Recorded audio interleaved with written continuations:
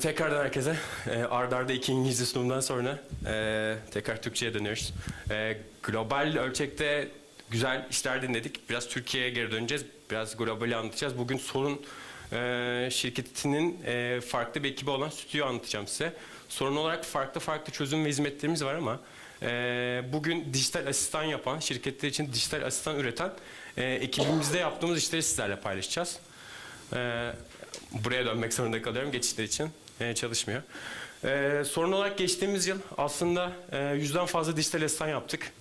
Dijital asistan dediğimiz aslında bugün çokça chatbot dediğimiz aslında bizim artık chatbot demek istemediğimiz, çünkü bunlar artık asistan. Bunlar hayatımızın içinde ve günlük bütün rutinlerimizde bizim yanımızda oluyorlar. Geçen yıl şirketler için 100'den fazla dijital asistan gerçekleştirdik. Buna 20 tanesini yayına aldık. Ve bu süreçte makine insan arasında 200 bin adet konuşmayı gözlemledik geçtiğimiz yıl. Bu işi yapan da aslında Sorun içinde Sorun Stüdyo olarak adlandırdığımız bir ekip. Burada farklı disiplinlerden arkadaşlarımız çalışıyor. İçeride Conversational Designer dediğimiz yapay zeka üstünde çalışan ve buradaki diyalogları şekillendiren bir ekibimiz var. Entegrasyon yapan, yani chatbotların, dijital asistanların bir yerden data çekip dinamik olarak kullanıcıya cevap vermesi sağlayan entegrasyon mühendislerimiz, senaristlerimiz, metin yazarlarımız ve bununla beraber yapay zeka algoritmaları üstünde çalışan AI engineer'lerimiz var. Bugün biraz ilk önce şununla başlamak istedim. Dünyada çok iyi örnekler var. Bize de bu yıl ilham veren bazı işler oldu. Onları biraz küçük böyle birer dakikalık videolarla izleyelim istiyorum. İlkine başlayalım. Bu iş çok, yani ilk önce biraz sizi düşüreceğiz maalesef ama bu iş şu. Alzheimer hastalığı biliyorsunuz. Hastalığın ilk aşaması. İzleyelim galiba arada. Bir geri gelebilirsek. Anlatayım, hemen üstüne geçelim. There are 9.9 million new cases of Alzheimer each year. When Alzheimer hits you, nobody can help you remember your life. Nobody but you.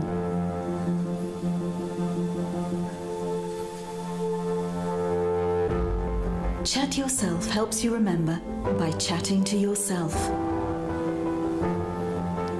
We created a chatbot which collects the entire life of Alzheimer's sufferers and gives back vital information 24 hours a day.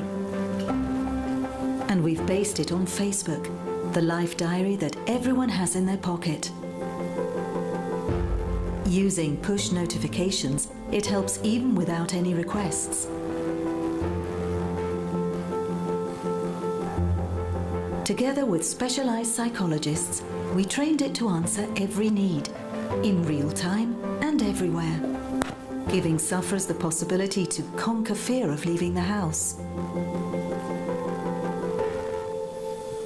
Ask without being ashamed.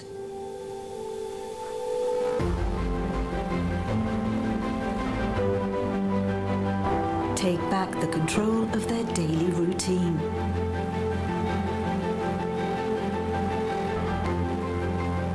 Chat Yourself restores independence to all sufferers and their families, especially during the initial stage of the disease. It can't stop Alzheimer, but it's a new way to live with it.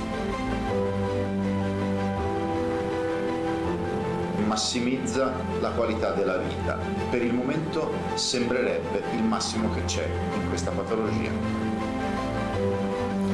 Bir dijital asistan düşünün. Ona kendinizi soruyorsunuz. Bu projenin özeti buydu. Alzheimer hastalığı, hastalıkların belli bir dönemlerinde bildikleri şeyleri unutuyorlar bildiğiniz üzere. Bu chatbot size anlatıyor. Kızınızın adını, işte anahtarı en çok nereye koyduğunuzu, öğlen şu saatte yemek yemenizi gerektiğini hatırlatan bir chatbot. Dijital asistanları her zaman şirketlerle son kullanıcı arasındaki köprü olarak düşünüyoruz ama insanların hayatlarına çok ciddi katkısı olabildikleri yerler oluyor. Bir sonraki işimiz geçebiliriz. Bir sonraki işimizi şu yüzden seviyoruz. İnsanlar genelde dijital asistanları kafalarında canlandıramıyorlar. Sydney Opera binasını yaptığı iş gerçekten bir dijital asistanı ete kemiğe büründüren bir iş. Sydney Opera binasının önünde her zaman bütün gün yatan bir fok balığı var. O fok balığı üstünden bir dijital asistan gerçekleştirmişler. Bir chatbot yapmışlar. Bu da oldukça keyifli bir iş. Onu da izleyebiliriz. The Sydney Opera House is Australia's most iconic venue, and despite attracting millions of visitors each year, many people think it's only for opera. People needed to know about all the diverse and exciting experiences on offer. And it needed to come in an unexpected way and grab attention and change perceptions. So, by working with the expert team at the Opera House, a solution popped up. The lovable local Opera House seal who spends his days sunning himself on the back steps and generally becoming quite famous. Yep, this guy. Then the process began of merging our seal with a robot to create the Opera House Seal Bot. By accessing the bot through Facebook Messenger, Sydneysiders can now have a chat with a digital seal about upcoming gigs, special events, history, and enjoy plenty of looping gifs and static pics. As well as the chatbot, the campaign extended to out of home and features an extensive social media support campaign, giving one special seal his moment in the spotlight and helping everyone else discover the amazing things happening at the Opera House.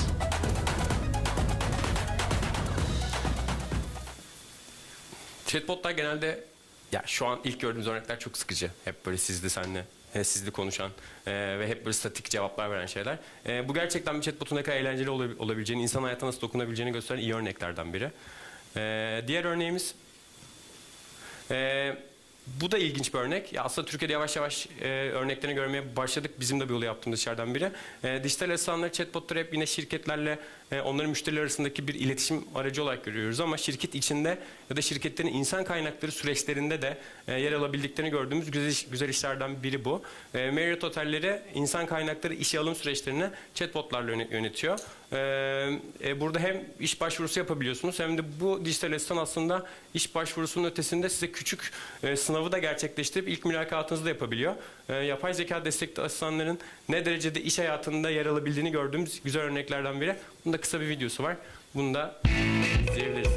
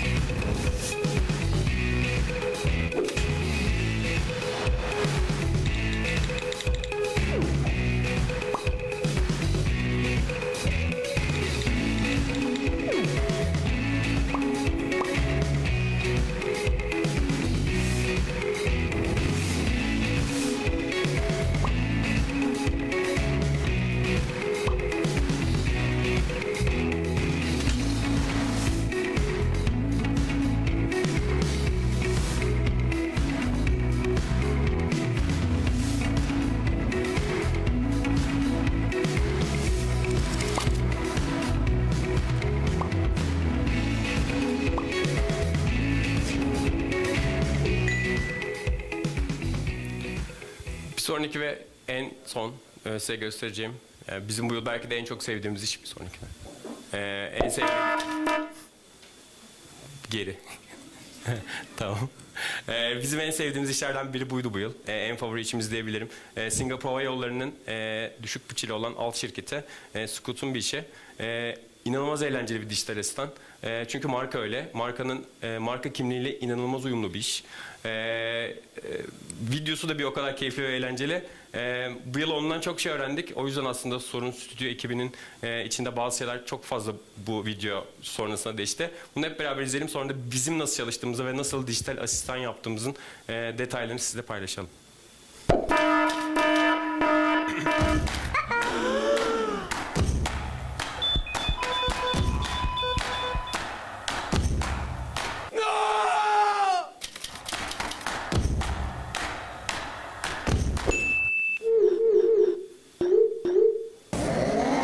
Oh, no.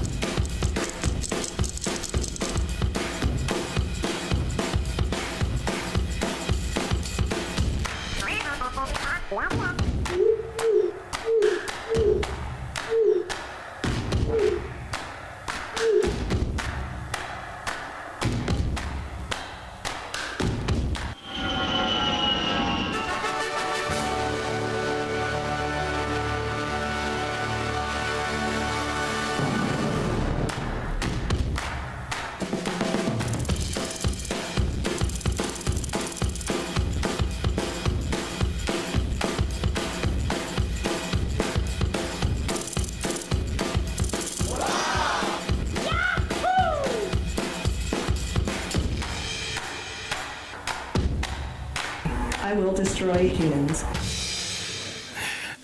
Hem şirket içi verimliliği çok iyi arttırdığını görüyoruz ki bence dijital asistanların şirketler için en büyük özelliği bu. Şirket içi verimliliği sağlamaları. İkinci kısmına geldiğimiz noktada şirketin marka duruşuyla, şirketin yaptığı pazarlama faaliyetleriyle o kadar örtüşüyor ki çalışma. Hiç eğreti durmuyor. Şirketi tamamlayan, onun bütün süreçlerine entegre olan bir asistan görüyoruz. Bizim yol en sevdiğimiz işlerden biriydi ve bize de ciddi bir ilham kaynağı oldu. Devam edebiliriz. Bugün biz bir dijital asistan, bir chatbot yaptığımızda nasıl ilerliyoruz? Biraz onu paylaşacağım sizlerle. Bugün hayali markamız var. Otomotiv sektöründen kafamızdan bir marka uydurduk. Adına Pegatti dedik.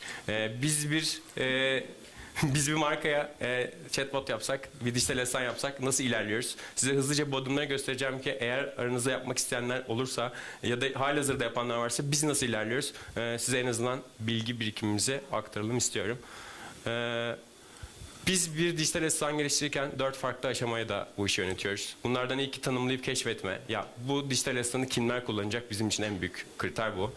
Çünkü buna göre biraz önce gördüğünüz gibi eğlenceli mi, ciddi mi yoksa hangi tone of voice'da konuşacağımızı bilemiyoruz. İkinci kısımda fikir geliştirmeye başlıyoruz. O sektörü tanımaya başlıyoruz. Sektöre özel çözümler düşünmeye başlıyoruz. Üçüncü kısımda deneyimi tasarlıyoruz. Buradaki dataları çok diyoruz. için data çoklama yapıyoruz. Diyaloğun tasarımlarını çiziyoruz. Son noktada bizim için iyileştir ve takip et. Her zaman söylediğimiz şey şu. Hiçbir zaman chatbot'u yaptığımız gün bitmiyor iş ya da dijital asistanı yaptıktan sonraki gün buradaki süreç başlıyor. Bir tanımlama keşfet kısmıyla başlayalım. Bir tane daha. İlk önce bir person hayal ediyoruz. Ya bu dijital asistanı yaptığımızda bunu kim kullanacak? Bu marka için düşündüğümüzde Pelin diye bir karakter yarattık kafamızda. Otomobil almak istiyor. Beyaz yakalı. Mini bir SUV arıyor. Bir şirkette çalışıyor. Bunu böyle hayal ettiğimizde chatbot yapmak bizim için çok daha kolay ilerliyor. Onun bir otomobil alırken ki yaşadığı süreci düşünmeye başlıyoruz. Yani bu dijital anları nedir? Google'dan verilere baktığımızda devam ediyorum. Google'dan verilere baktığımızda otomobil almaya karar verdiğinizde bir insan yaklaşık 3 aylık süreçte 9 tane dijital an yaşıyor. Ve bunların %71'ini cep telefonundan yaşıyor. Yani bu süreçte görüyoruz ki insanlar dijital anlarının bir otomobil alma sürecinde çok fazla mobil taraftalar. Ve mesajlaşıyorlar. Yani hem telefondalar hem de günde yaklaşık 55 dakika mesajlaşıyoruz verilere baktığımızda. 2014 yılında günde yaklaşık 32 mesaj atarken 2018 yılında verilere baktığımızda günde 94 tane mesaj atıyoruz. Yani burada gördüğümüz şey şu. Bir otomobil almaya karar verdiğinde bu persona anlarını mobil cihazlarda yaşıyor ve gerçekten çok sık mesajlaşıyor. İkinci kısımda artık personayı biliyoruz. Kime dijital asistan yapacağımızı biliyoruz. Kime chatbot yapacağımızı biliyoruz. Bundan sonraki kısımda artık bu sektöre özel fikir geliştirmeye başlıyoruz. İkinci kısım bizim için fikir geliştir kısmı. Burada aslında her sektörde aşağı yukarı böyle süreçler var ama bazı sektörlerde daha özel süreçler olabiliyor. Otomotive baktığımızda aslında 2 ana süreç var. Satış öncesi süreçler ve satış sonrası süreçler. Satış öncesine detayına girersek biz dijital asistanları, chatbotları hangi aşamaya yerleştirebileceğimizi hayal etmeye başlıyoruz. Otomobil kısmına baktığımızda aslında satış öncesinde 4 farklı aşama var ve biz dijital asistanlarımızı aslında satış aşamasında araştırma ve tercih kısımlarına entegre edebileceğimizi görüyoruz. Satış sonrasında ise yine 4 tane aşamamız var. Devam edebiliriz. Burada da aslında destek asistanları devreye giriyor.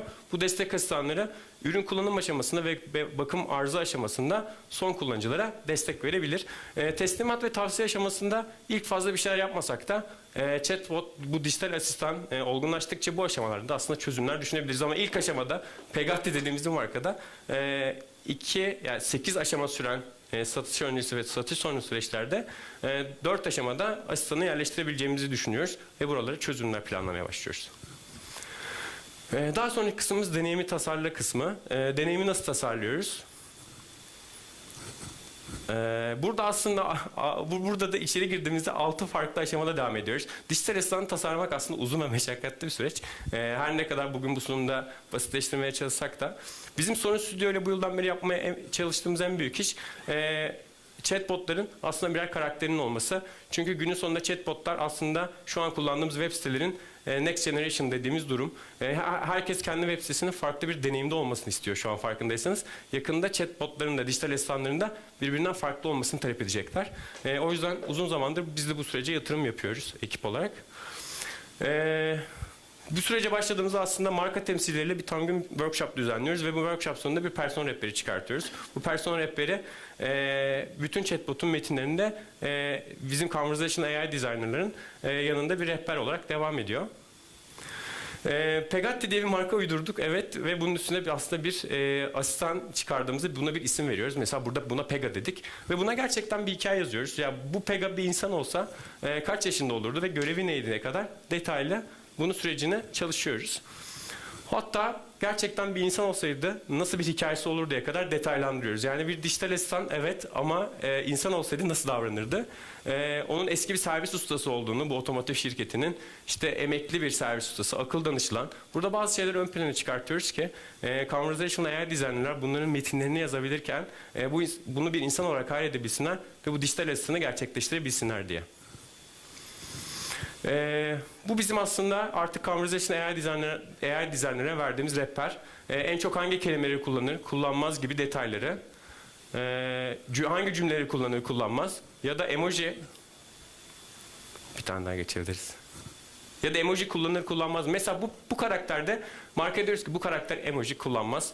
Ama bazı karakterimiz var ki burada emoji kullanımına kadar detaylandırıp markaya bir persona rehberi sağlıyoruz. Daha sonra mesela örnek metinler çalışıyoruz. Örneğin satış önce süreçlerin metinlerini yazmaya başlıyoruz. Bana hangi model uygun dediğinde bunu kendi personasına uygun bir şekilde yazmaya başlıyoruz. Burada hem böyle küçük böyle bir felsefi bir giriş yapıyor dijital asistan. Sonrasında ona en uygun aracı sormak için bazı demografik sorular soruyor. Mesela burada evli misiniz gibi jenerik bir sorudansa kendi personasına uygun bir şekilde evlilik var mı ya da çocuk var mı gibi o 55 yaş ve eski servis ustası personasına uygun cümlelerle kullanıcıdan data almaya çalışıyor. Aslında hepimizin sevmediği şey şu: robot gibi konuşan dijital asistanlar. Bu projenin amacı, ya bu şekilde yapmamızın amacı aslında bu tek düzeliği kırmak. Bu da ikinci kısım. Satış sonrasında ne yapabiliriz? Araba yolda kaldığında dijital asistan, chatbot öncelikle onun güvenliğini sağlamaya çalışıyor. Sonraki süreçte de konumunu alıp hatta çekici biraz daha geç gelecekse sana gün haberlerini paylaşabilirim diyerek ona bir deneyim sunuyor. Dijital asistanların en büyük yapması gereken şey aslında günün sonunda kullanıcılara bir deneyim yaşatmak. Sonraki süreçlerde aslında kendi yaptığımız Sorun Flow dediğimiz ürünü kullanıyoruz. Bugüne kadar bunu hiçbir markaya açmamıştık. Nisan'dan itibaren markalarımızda Sorun Flow üstünden kendi dijital asistanlarını yapabiliyor olacaklar. Sorun Flow bizim sorun suite sistemiyle entegre olarak çalışacak. Siz chatbotunuzu içeride kendi ekiplerinize yaptırıp daha sonra istediğiniz dijital kanalda yayına alabiliyor olacaksınız. Burada yapı şöyle çalışıyor. Sorun olarak kendi NLP'mizi uzun zamandır geliştiriyorduk ama bundan sonra NLP ve AI sistemimizi, ama bundan sonra Microsoft Luis, Google Dialogflow, IBM Watson ve Amazon Lex gibi diğer büyük teknoloji şirketlerinin NLP ve AI frameworklerini Sorun Flow'a entegre etmeye başlıyoruz. Siz hangisini isterseniz, hangisi sizin için en uygunsa Sorun Flow üstünde seçip buna uygun dijital asistanlarınızı tasarlayabileceksiniz.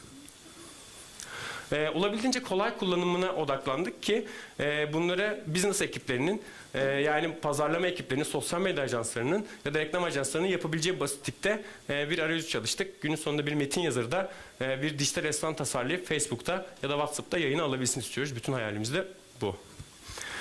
O yüzden de sürükle bırak gibi çok kolay.